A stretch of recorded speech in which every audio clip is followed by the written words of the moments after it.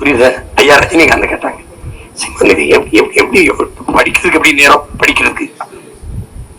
ஐயா 11 மணி 12 மணிக்கு படுத்தா சரியா 2 மணிக்கு எந்திரிப்பையா, எந்திரிச்சு 4 மணி வரைக்கும் படிப்பையா, அப்புறம் படுத்துட்டு 6 மணிக்கு எந்திரிச்சு பயிற்சிக்கு போயிருவையா.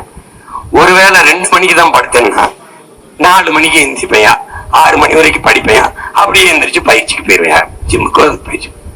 ஓ அப்படியா அப்படியா அப்படியா.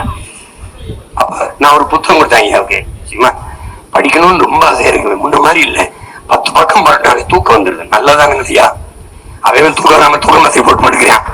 நீங்க 10 பக்கம் படிச்சாலே தூக்கம் வருதுன்னா தலையில புத்தகத்தை வச்சு படுத்துருங்க நிம்மதி. அதான் பண்ணிட்டு கேட்பாரு. அவர் படிக்கிறாரு, தேடுறாரு, ஒவ்வொன்றையும் தெரிஞ்சுக்கிற ஆர்வப்படுறாரு. ஒண்ணுமே தெரியாது, தற்கொலை இல்லை அவரு.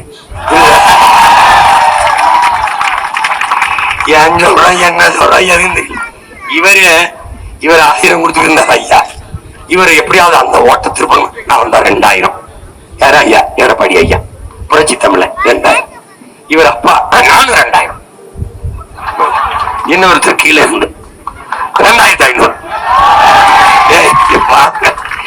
எப்படிடா எப்படிடா எங்கிருந்தா வாரியடே? சரி 2000 எங்கிருந்தா எடுப்பியே, எப்படிடா கொடுப்பியே?